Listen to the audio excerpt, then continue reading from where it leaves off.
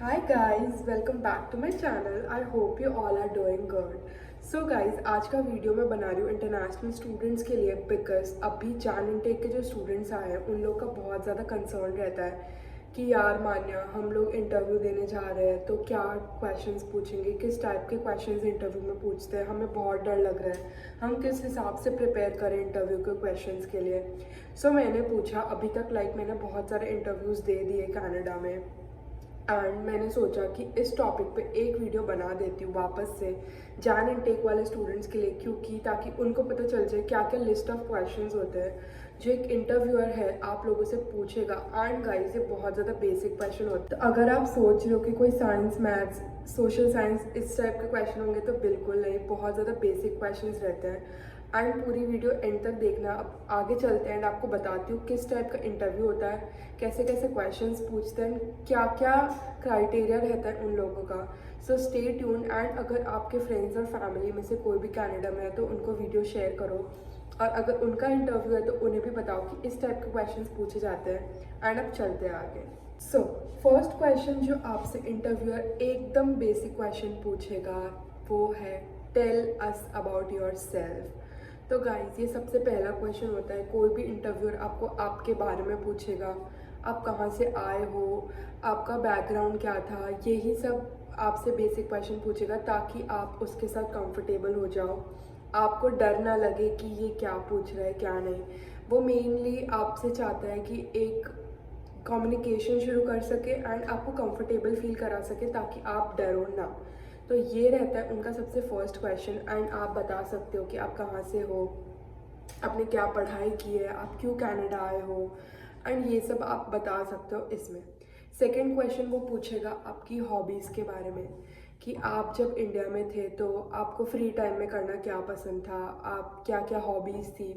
Then वो आपसे ये भी पूछ सकता है कि आप जब इंडिया में थे या कहीं से भी आप आए हो तो आप की स्किल्स के बारे में भी आपसे पूछ सकते हैं कि आप फ्री टाइम में कौन कौन सी स्किल्स आपने डेवलप करी, क्योंकि ये क्वेश्चन मुझसे पूछा है कि जब आप फ्री होते थे तो आप क्या करते थे एंड आपने कौन कौन सी स्किल्स डेवलप की है अभी तक। देन गाइज आता है थर्ड क्वेश्चन, आपको ये पूछेंगे कि आपके पास्ट एक्सपीरियंस के बारे में बताओ। तो अगर आप मैं एक यहाँ टिप देना चाहूँगी, अगर आप कुछ काम नहीं करके आए हो इंडिया से या कहीं से भी, आपको कोई भी वर्क एक्सपीरियंस ना हो तो भी आपने जो भी रेज्यूमे में डाला है आप फेक, हम लोग को सबको पता है कि हम फेक डालते हैं, हम भी कुछ नहीं करके आते भाई। इंडिया में कौन ही मम्मी पापा के साथ तो रहते हैं, हम कोई जॉब वॉब नहीं करके आते most of the students. But जो लोग करके आते हैं तो वो लोग सच भी बता सकते हैं। बट मैं उनकी बात कर रही हूँ जिनको कोई वर्क एक्सपीरियंस नहीं रहता, तो वो लोग कुछ भी बोल सकते हैं, क्योंकि स्टार्टिंग में जो नॉर्मल पोजीशन की जॉब्स होती है, अगर आप कोई क्या बोलते हैं, अगर आप कोई स्टोर पे एज अ सेल्स एसोसिएट काम कर रहे हो तो वो आप लोग का बैकग्राउंड चेक नहीं करेंगे कि ये बंदा सच बोल रहा है कि नहीं, वो आप जो बोलोगे वो मान जाएंगे। सो कुछ भी बोल देना अगर वो लोग आपके पास्ट एक्सपीरियंस के साथ बारे में पूछे। एंड ब्लफ भी ऐसा करना कि उसे लगे कि सच बोल रहे हो, ये नहीं कि आपने रिज्यूमे में लिखा है कि आप यहाँ काम करते थे एंड उसको आप कुछ और ही बता रहे हो। तो जो रेज्यूमे में लिखा है वही इंटरव्यूअर को बताना है कि ये मैं करके आया था, एंड विद कॉन्फिडेंस, क्योंकि अगर आपने कॉन्फिडेंस थोड़ा भी लूज़ किया तो उसको पता चल जाएगा कि ये ब्लफ मार रहा है। देन आगे बढ़ते गाइज, फोर्थ क्वेश्चन है कि आपके फ्यूचर गोल्स के बारे में बताओ। जब मैंने फुल टाइम इंटरव्यू दिया था, फुल टाइम जॉब मेरी लगी थी, मैंने 2 दिन वहाँ काम किया, तब जब मेरा इंटरव्यू आता तो मुझे ये क्वेश्चन पूछा गया था कि आपके फ्यूचर गोल्स क्या है। वो लोग आपसे शॉर्ट टर्म एंड आपके लॉन्ग टर्म गोल्स पूछते हैं, तो आपको पता होना चाहिए कि आपके शॉर्ट टर्म गोल्स क्या है एंड आपके लॉन्ग टर्म गोल्स क्या है। तो ऐसे ही नहीं आप कुछ भी बोल दोगे, आपका आंसर एकदम प्रॉपर होना चाहिए एंड सेटिस्फैक्ट्री होना चाहिए, क्योंकि अगर सेटिस्फैक्ट्री नहीं होगा तो मे बी आप सिलेक्ट ना हो। तो और अपना आंसर ऐसे दो कि उनके स्टोर की थोड़ी रिफ्लेक्शन आपके आंसर में आए, कि आप उनके स्टोर के रिलेटेड जा रहे हो, कि आप कुछ जॉब के रिलेटेड बोल रहे हो, तो ऐसा आंसर देना है। सो ये मेरी टिप थी। एंड ये जो अभी मैंने क्वेश्चन बताया ये बेसिक क्वेश्चंस है जो आपको पूछेंगे ही, इसकी प्रिपरेशन कर लेना अच्छे से। देन गाइज नेक्स्ट क्वेश्चन पूछते हैं कि आपसे ये पूछेंगे कि आप हमारी कंपनी के लिए, आप हमारे स्टोर के लिए क्यों एक बहुत अच्छा फिट हो। आप में ऐसा तो क्या क्वालिटी है कि आपको हम हायर कर ले, आप क्या ऐसा करोगे हमारे स्टोर के लिए जिससे आप बाकी लोगों से डिफरेंट हो। तो ये क्वेश्चन भी मोस्ट ऑफ द इंटरव्यूज़ में पूछा जाता है एंड मैंने अब तक जितने इंटरव्यू दिए मुझे ये क्वेश्चन पूछा गया है कि हम आपको ही क्यों सिलेक्ट करें, आप बताओ हमें। तो इसमें आपको अपनी क्वालिटीज़ बतानी, अपने स्किल्स बताने हैं जो आपको दूसरे लोगों से डिफ़र करते हैं, आप दूसरे लोगों से बाइफिकेट करते हैं आप। तो ये एक क्वेश्चन याद रखना कि आपको प्रिपेयर करना ही है। देन आता है गाइस, ये क्वेश्चन मेरा फेवरेट है, इसमें मेरे को सबसे ज़्यादा मज़ा आती है इसके आंसर्स देने में। देन गाइस क्वेश्चन आते हैं सिचुएशन बेस्ड क्वेश्चन। जब मेरी जॉब बेस्ट बाय में लगी थी, इनफैक्ट उसके पहले भी जो जॉब थी, इन दोनों स्टोर पे जब मेरा इंटरव्यू हुआ था तब मुझे सिचुएशन बेस्ड क्वेश्चन पूछे गए थे। क्योंकि अगर एज अ सेल्स एसोसिएट या as a customer service representative hire हुए होते हो तो उस जॉब में आपको करना होता है कस्टमर्स के प्रॉब्लम सॉल्व, कस्टमर्स के डाउट सॉल्व, उनको प्रोडक्ट नॉलेज देना पड़ता है। तो आपसे सिचुएशन बेस्ड क्वेश्चन पूछे जाएंगे। तो आपसे जैसे फॉर एग्जांपल मैं बताती हूँ आपको कि पूछ ले कि अगर कोई कस्टमर अपने स्टोर पे आया एंड वो बहुत गुस्से में है और उसको ये प्रोडक्ट चाहिए और आपके स्टोर पे वो प्रोडक्ट नहीं है, तो आप उस कस्टमर को कैसे डील करोगे।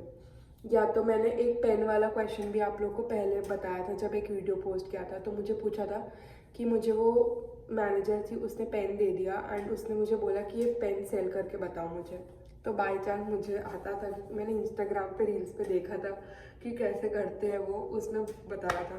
बट ऐसे बेसिक सिचुएशन बेस्ड क्वेश्चन आपसे पूछ सकते हैं। सो बी प्रिपेयर्ड एंड इसके आप गूगल पे भी जाके देख सकते हो कि सिचुएशन बेस्ड क्वेश्चन फॉर जो भी पर्टिकुलर रोल के लिए आप अप्लाई कर रहे हो उसके बेसिस पे क्या क्या क्वेश्चन पूछने के चांसेस है, तो आप इजीली दे पाओगे। देन पार्ट टाइम जॉब्स लेने जब भी आप अप्लाई करते हो उसका जो मेन क्वेश्चन होता है वो होता है अवेलेबिलिटी।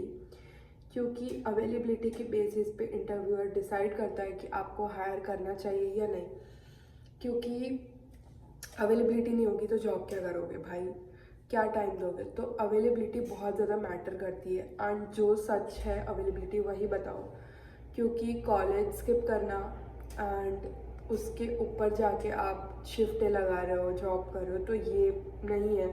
जितना टाइम दे सकते हो उतना सच सच बता दो अपने इंटरव्यूअर को, ताकि उसको भी पता चल जाए कि आपको कितने कितने दिन शिफ्ट देनी है और कितने कितने दिन नहीं देनी। तो मेरा ये एक बहुत ज़्यादा मेन पॉइंट है कि प्लीज़ अपने कॉलेज को मत स्किप करो। $1000 ज़्यादा कमाने के चक्कर में आप 3-4 हज़ार डॉलर जब अगर फेल हो जाओगे या कॉलेज नहीं जा पाओगे, पढ़ाई नहीं कर पाओगे, तो 3-4 हज़ार डॉलर की वापस से वो सब्जेक्ट को रिपीट करने की जगह आप $1000 कम कमा लो भाई, वो ज़्यादा अच्छा रहेगा इंस्टेड ऑफ अपना कॉलेज मिस करना। लास्ट एक चीज़ मेरे को बतानी है आपको। सो इंडीड पे तो हम सब अप्लाई करते हैं, हमें मालूम ही है। एंड इंडीड पे आपने देखा होगा जब भी आप कहीं कहीं जगह पे अप्लाई करते हो तो आपको ईमेल पे एक नोटिफिकेशन आता है कि आप एलिजिबल हो चुके नेक्स्ट स्टेप के लिए एंड आपको एक असेसमेंट कंप्लीट करना है। एंड वो असेसमेंट पे आपको सिचुएशन बेस्ड क्वेश्चन पूछे जाते हैं। तो मैंने अभी जो मैंने अभी लास्ट वीडियो डाला था उसमें मैंने बताया था कि मैं एक जगह पे इंटरव्यू दे के आई हूँ और वो मेरा इंटरव्यू 1 घंटा चला है। सो वो इंटरव्यू मेरा 1 घंटा क्यों चला है मैं आपको बताती हूँ। क्योंकि उन लोगों ने मुझे एक असेसमेंट करने को दिया था जिसमें उसमें मेरे नॉलेज बेस्ड क्वेश्चन थे, कंप्यूटर बेस्ड क्वेश्चन थे, एप्टीट्यूड टेस्ट था। ये तीनों को मिला के एक पूरा असेसमेंट था 10-15 मिनट का, वो मुझे कंप्लीट करके जाना था इंटरव्यू के पहले।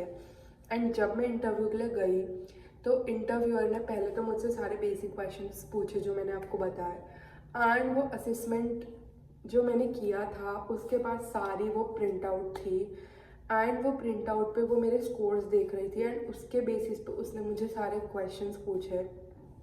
तो इसीलिए मेरा 1 घंटे का इंटरव्यू चला था। क्योंकि अगर आप ये असेसमेंट करते हो एंड चलो आप इंडीड पे कोई जॉब अप्लाई कर रहे हो, आपने असेसमेंट कंप्लीट किया एंड आप फॉर एग्जांपल सिलेक्ट हो गए आगे के लिए, तो ऐसे चांसेस पूरे पूरे हैं कि जब इंटरव्यूअर आपका इंटरव्यू लेगा तो उसके पास वो असेसमेंट की सारी जेरोक्स होगी एंड उसके बेसिस पे वो आपको क्वेश्चन पूछेगा कि आपने कहीं से, अगर कंप्यूटर बेस्ड क्वेश्चन तो ऑब्वियसली हम कितने स्मार्ट हैं हमें मालूम है, हम तुरंत चैट जीपीटी करते हैं कि इसका आंसर क्या है, तो वो आपसे भाई एक क्वेश्चन मेरे को भी ऐसा हो गया कि मेरे को तो इसका आंसर आता ही नहीं है, बट मेरा आंसर सही था वो।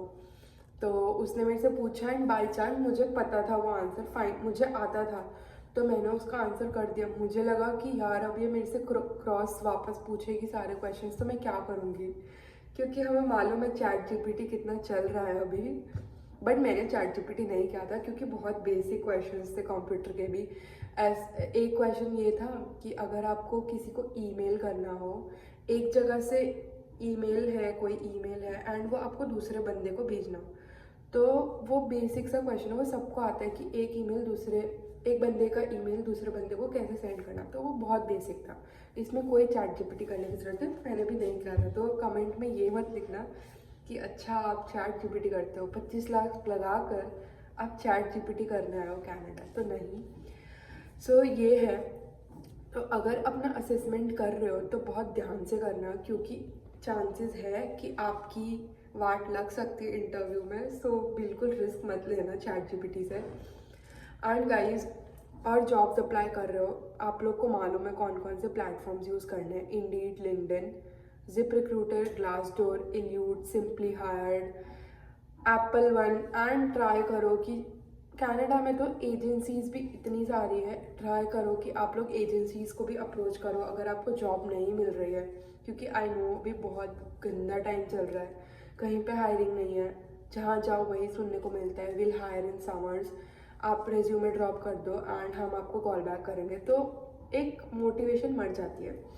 तो कोई टेंशन नहीं है, अभी थोड़े दिन और रह गए हैं एंड वापस हायरिंग शुरू हो जाएगी। एंड ट्राई करो, भले ही ना बोल रहे वो लोग, अप्लाई करते रहो, जितना अप्लाई कर रोज़ 50 जॉब्स पर अप्लाई करो पागलों की तरह, कहीं ना कहीं से तो आएगा पॉजिटिव रिस्पॉन्स। एंड एक बात मैं बताना चाहूँगी कि मेरे को यहाँ आके लाइक पता चल गया है कनाडा में कि मैंने इंडिया में ऐसा, अगर आप बैचलर्स के बाद आ रहे हो तो आप लोगों को रिजेक्शंस की आदत नहीं होगी, बट कनाडा में आके मैंने जितने रिजेक्शन सहे हैं उतने मैंने लाइफ में अपने रिजेक्शंस नहीं देखे। ये आप लोग भी रिलेट कर पाओगे, क्योंकि आप लोग को पता है जहाँ जहाँ हम अप्लाई करते हैं एंड जैसे ही वो ईमेल आता है हम खोलते हैं एंड पढ़ते हैं, यार अनफॉर्चुनेटली पढ़ के ही दिल टूट जाता है। एंड ये मैं रिलेट कर पाती हूँ क्योंकि मेरे को हर दिन रिजेक्शन आता है, और मैं जिसको भी पूछती हूँ ना कि यार मेरे को तो ऐसे रिजेक्शन आ रहा है, क्या करूँ यार, नहीं अच्छा लग रहा, क्यों रिजेक्शन आ रहा है, मेरे में क्या कमी है ऐसी, तो लोग बोलते हैं बेटा ये कनाडा में रिजेक्शंस फेस करना सीख लो, क्योंकि रिजेक्शंस बहुत आएंगे यहाँ पे, बट एक टारगेट हिट करना, आपको यही सोच के चलना है कि 90% आपको रिजेक्शंस ही आने वाले हैं, पर हमें किस पे ध्यान देना है, वो 10% पे जो हमारे लिए अवेलेबल है। सो जितने भी रिजेक्शंस आए भूल जाओ, जाने दो, बस अप्लाई करते रहो पागलों की तरह, कभी ना कभी तो पॉजिटिव रिस्पॉन्स आने ही वाला है। एंड रेज्यूमेज भी बाहर बांटो एंड एजेंसीज को भी कांटेक्ट करो, मेरी ये टिप है। एंड जो जो मैंने वेबसाइट बताई उसमें भी एक बार ट्राई करो, अप्लाई करते रहो अच्छे से, एग्रेसिवली सर्च करो। एंड यही था, मेरे को यही बताना था आप लोग को, जो बेसिक क्वेश्चंस है। आई होप आप लोग को समझ आ गया एंड आई होप आप लोग ये प्रिपेयर करके जाओ अच्छे से। So guys that was it for today's video. I hope आपको पसंद आया हो। लाइक करो, कमेंट करो, अगर कोई भी डाउट है आपको, अगर इंटरव्यू के रिलेटेड कोई भी क्वेश्चन पूछना है तो आप मुझे कमेंट करो एंड सब्सक्राइब करो मेरे चैनल को। मिलती हूँ अगले वीडियो में, बाय फॉर नाउ।